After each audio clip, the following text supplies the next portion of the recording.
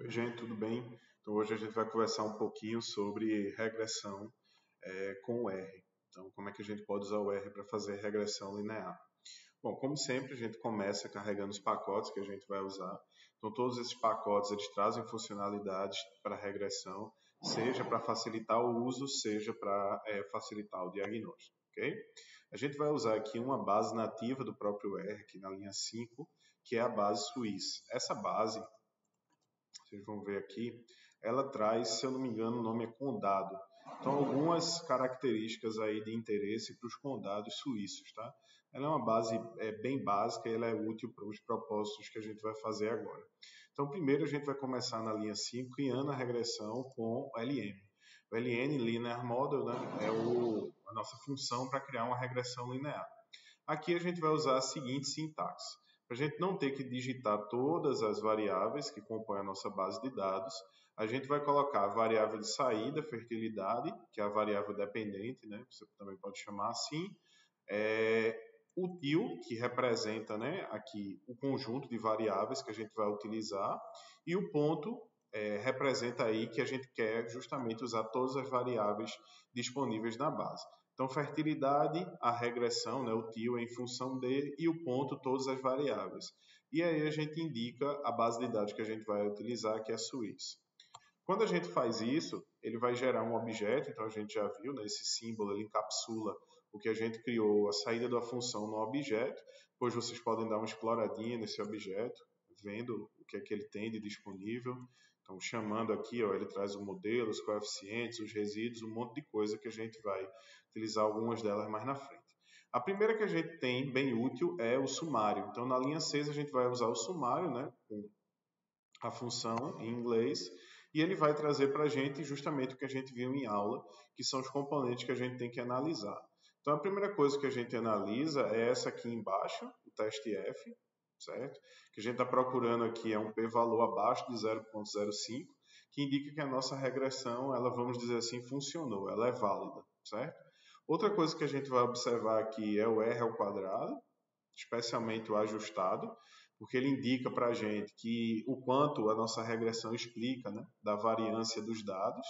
E a gente vai olhar também aqui as estimativas, ou seja, se eu variar uma unidade de agricultura, como é que a fertilidade varia? Então veja que tem algumas variáveis que elas vão mudar, elas vão ter um efeito negativo sobre a variável fertilidade e outras positivo. E a gente vai ver aqui o teste T de cada variável para saber se no final ela fica ou não no modelo. Obviamente só vai ficar no modelo aquelas abaixo de 0,05. O legal é que o R ele já vai botar umas estrelinhas aqui, ó, ajudando a gente a entender se a variável fica ou não. A gente tem outro comando que é bem útil, que é o lmbeta, que ele vai dar os coeficientes padronizados. Como vocês podem ver aqui em cima, os coeficientes eles estão todos diferentes, estão seguindo a escala original dos dados, das variáveis, e aqui ele padroniza. O que isso quer dizer? Ele vai colocar em um desvio padrão. Então, com um desvio padrão de agricultura, o que é que acontece na variável de saída, variável dependente, fertilidade? Com a variação do desvio padrão e examinação, o que é que acontece? Ele vai colocar todos aí mais ou menos no mesmo ajuste, limpando, vamos dizer assim, essa variação da escala, ok? Outra coisa muito importante que ajuda bastante a gente quando está fazendo regressão é entender o stepwise. O stepwise é uma função que ela está disponível no R e também em outros pacotes estatísticos, que ela ajuda a gente a utilizar a seleção de variável com a própria máquina. Então aqui nada mais é do que a gente deixar a máquina decidir que variáveis vão entrar ou sair. Então, em vez de a gente estar examinando as variáveis aqui, ó, pelo teste T, a gente vai deixar a máquina fazer isso para a gente, o que muitas vezes poupa bastante trabalho. Então, qual é a sintaxe aqui? Você vai criar um objeto para guardar a sua nova regressão e você vai, antes da função LM, você vai colocar o step. Então, aqui a gente está usando a lógica de função aninhada, que a gente poderia usar a lógica do dplyr, aquela que tem o pipezinho, mas a gente não vai focar nisso agora. Então, eu estou encapsulando, colocando uma função dentro da outra, certo? E aí eu tenho que dizer a direção, ok? A função step, ela vai receber a minha regressão e eu tenho que dizer a direção. No backward eu vou de trás para frente, no forward eu vou do início até o final e eu posso fazer aqui o both, que é nos dois sentidos. Qual é a diferença? Então, quando a gente tem aqui, ó, o primeiro que eu coloquei é backward, ele vai colocar todas as variáveis e ele vai tirando. E como é que ele vai julgar se essa variável ela deve ficar ou não, certo? Ele vai julgar, ó, aqui a gente julgaria pelo teste T, ok? Então percebam que ele colocou exame, examinação e depois ele tirou. Por quê? Porque ele viu que não tinha um ganho significativo nisso aqui, ó, nessa estatística. É uma estatística sobre informação da nossa regressão. Então veja que as outras variáveis elas promovem um ganho interessante, mas essa variável não. Então ele vai perceber isso e ele vai retirar. Quando a gente está usando o backward, ele vai colocar todas e vai retirando as que não fazem sentido. Quando a gente usa o forward, ele vai acrescentando. Então, ele vai colocando mais variáveis até chegar ao final, ok? E aqui a gente tem também o nosso sumário, do mesmo jeito que estava lá em cima, beleza? E por fim, a gente tem o both, na qual ele vai fazendo os dois movimentos, de acrescentar e tirar, até ele chegar no modelo final aí da regressão que é necessária, ok?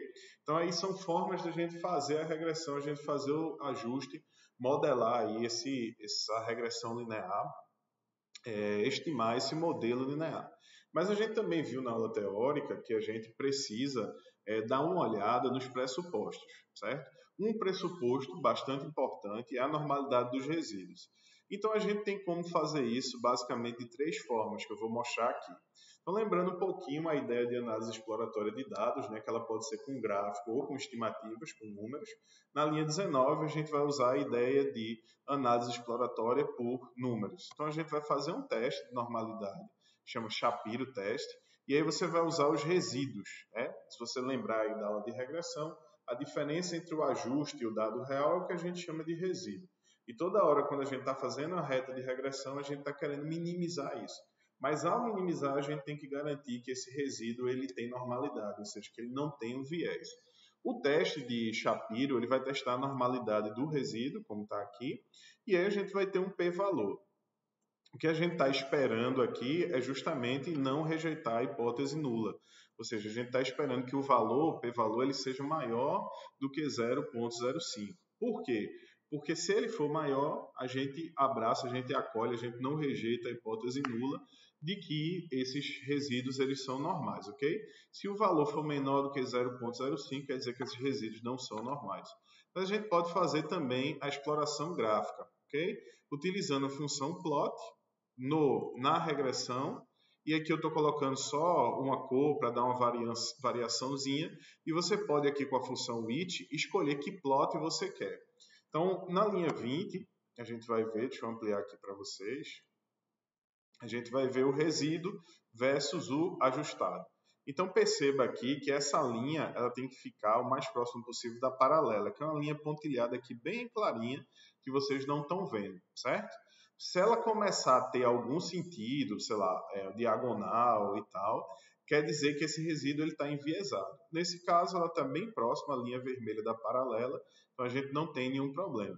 Mas ele aponta, tem uma vantagem para a gente, ó, alguns casos que podem ser aí observações influentes, que é um conceito também que é bem importante, que é uma observação, né, ela já pode estar num nível de outlier ou ainda não, que ela vai mexer um pouquinho na tua regressão, porque ela tem um comportamento diferente da maioria dos casos, ok? Então, a observação está na linha, tá, gente? Não é na coluna. Na linha 21, a gente vai fazer o QQ-plot. Então, o QQ-plot ele também identifica aqui os pontos, que são essas observações aí importantes, né, influentes, e ele vai ter o quantio teórico, que é essa linha pontilhada na diagonal, e ele vai ter o resíduo padronizado, que são as bolinhas vermelhas. O que a gente está buscando aqui é que as bolinhas fiquem o mais próximo possível, se possível até, em cima da linha pontilhada. Então, tanto na linha 20 quanto na linha 21, você viu que a linha vermelha estava muito próxima de uma paralela, né, ao eixo X, e que agora os pontos eles estão convergindo muito à diagonal, ou seja, é a representação gráfica do teste de normalidade que a gente já viu. E por fim, na linha 22, a gente consegue ver, com esse gráfico aqui, a distância de Cook, a gente consegue ver o quão distante está o nosso resíduo de uma margem aí, vamos dizer, de segurança. Então percebam que nenhum dos nossos resíduos, nem os casos que são observações influentes, sequer chega perto do 0,5. que é a nossa primeira margem aí de segurança, ok? Então é só uma forma diferente, todos os três são válidos, de você conseguir entender de uma maneira gráfica como os teus resíduos estão se comportando. Então, normalidade do resíduo é um primeiro pressuposto aí bem importante, e aqui da linha 19 a 22 vocês veem formas de resolver. Qual seria a correção possível?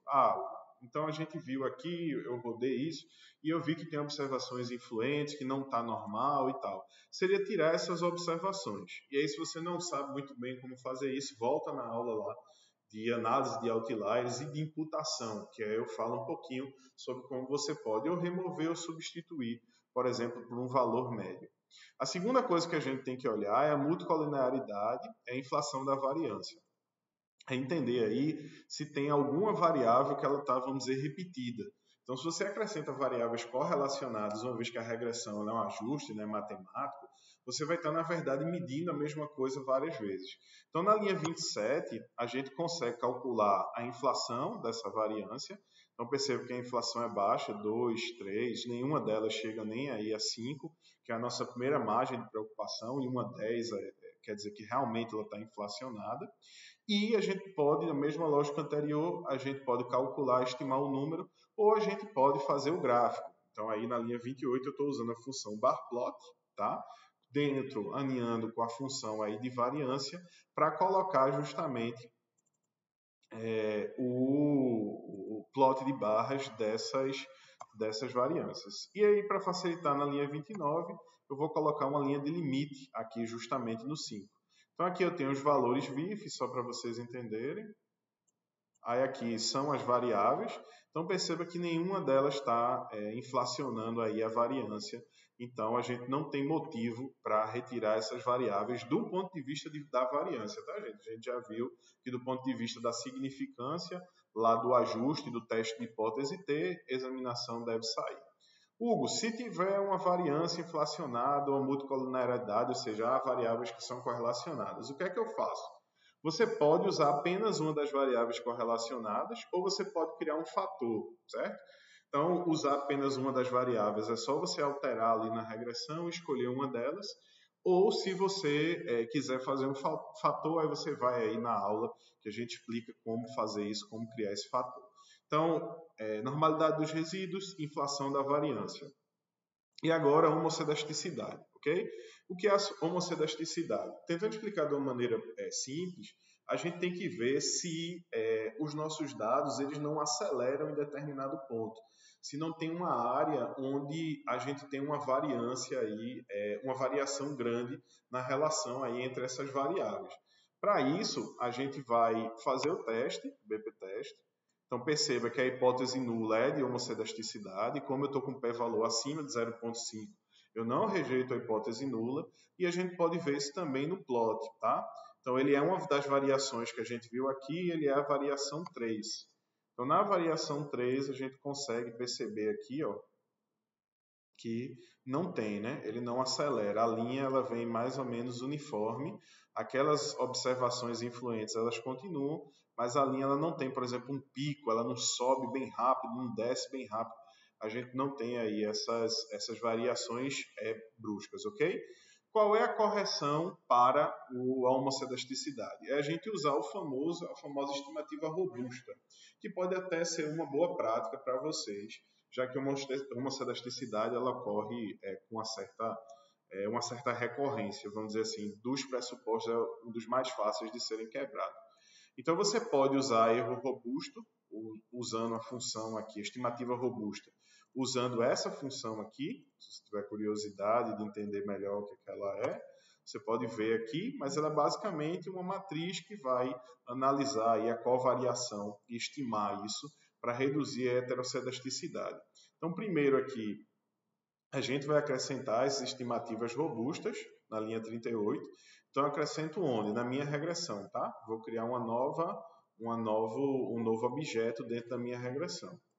E aí eu vou usar coef-teste para pegar o coeficiente robusto.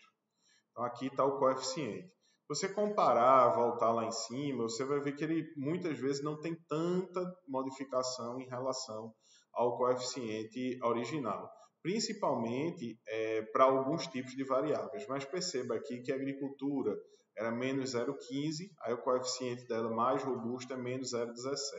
Sobretudo nessa situação em que a gente tem uma homocedesticidade, né, uma tendência à homocedesticidade, isso não vai fazer aí tanta diferença, ok?